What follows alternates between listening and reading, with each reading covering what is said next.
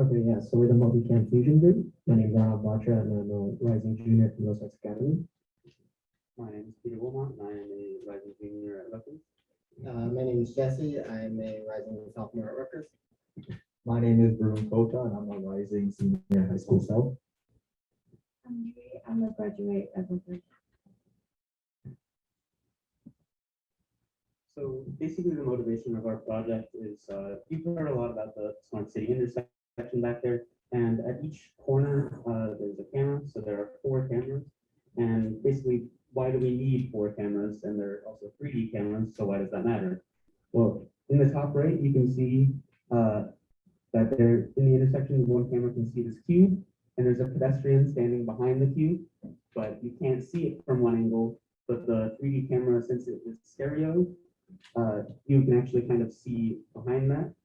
In addition, multiple cameras will solve the same problem. So by using both, it'll just give us the maximum amount of vision. All right, so that's our idea, but how do we actually approach this?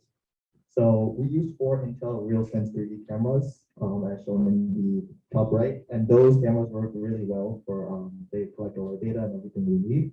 That's great. And we use these 4 3D cameras, which each provide a 3D stream, and we combine them into one 3D model. So as Peter talked about, we can avoid blind spots and get maximum coverage. And some possible uses are intersection monitoring, assisted driving, traffic control, crash prevention, and identifying the congestion points.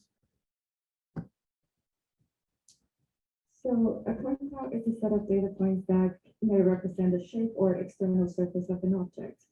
So the input for our projects are the different point clouds from the cameras pointing at the smart intersection with overlapping views. And the output will be a single point cloud of a more complete view of the intersection.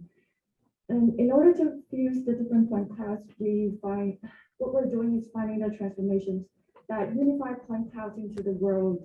So basically, we find the transformation from each camera to the world and then apply them back on their point clouds to achieve the unification.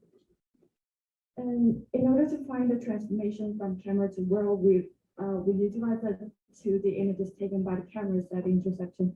So by looking at the 2D, 3D correspondences in the overlapping views, we can estimate the transformation with much better performance comparing with other registration methods such like the area points based ones and the feature-based ones.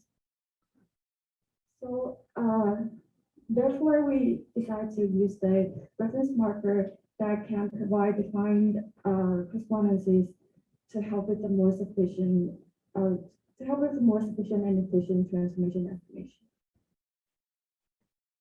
Okay, yeah, so like we said, we needed this common reference point so that we have something that all the cameras can see and they can know that that's one point. And in order to do that, we wanted to use something that's easy for the cameras to pick out.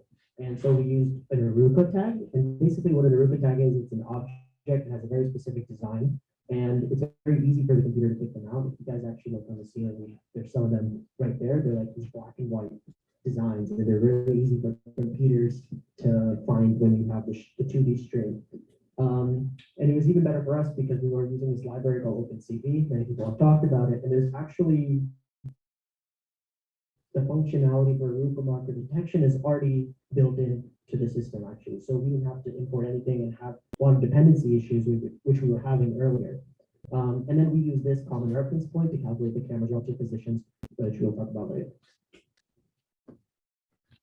So the idea for how we use these Arupa tags to figure out the camera positions is that one camera sees the Arupa tag in the middle of the intersection, and part of the functionality of the OpenCV detect the Arupa markers is that it will find the camera's position relative to the Arupa tag. So if we know camera 1's position relative to the Arupa tag, camera 2 does the same thing, looks for the Arupa tag and finds its position relative to the Arupa tag. Now they both know their position relative to a common point.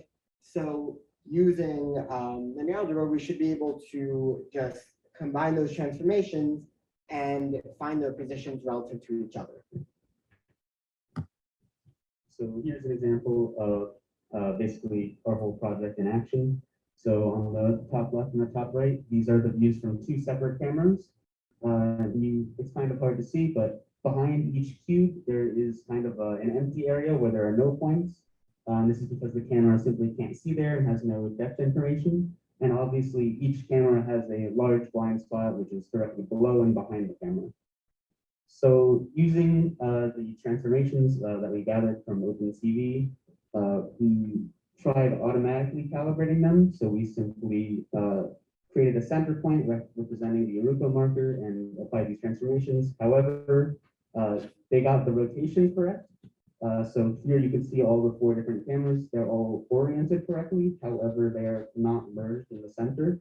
We haven't been able to figure out exactly why that is, but we were able to manually just kind of shift them into one. So you can see these two images are combined into one collective point cloud.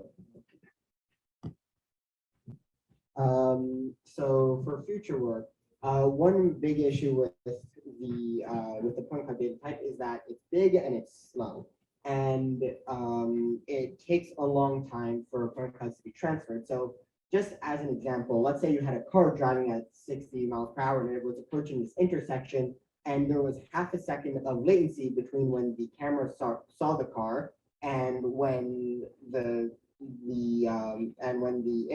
point cloud got to the smart car that's driving.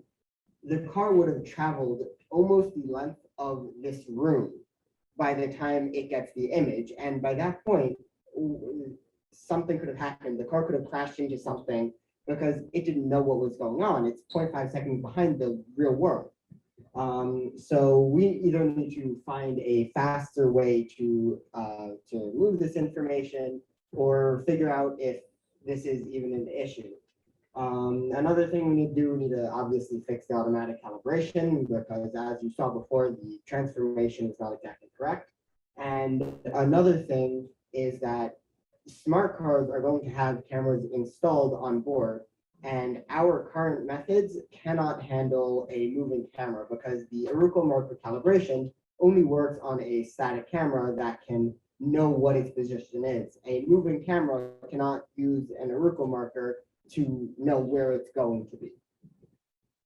And another thing is that a wireless connection to the smart car will have even more latency. So that's another issue with these methods. Any questions?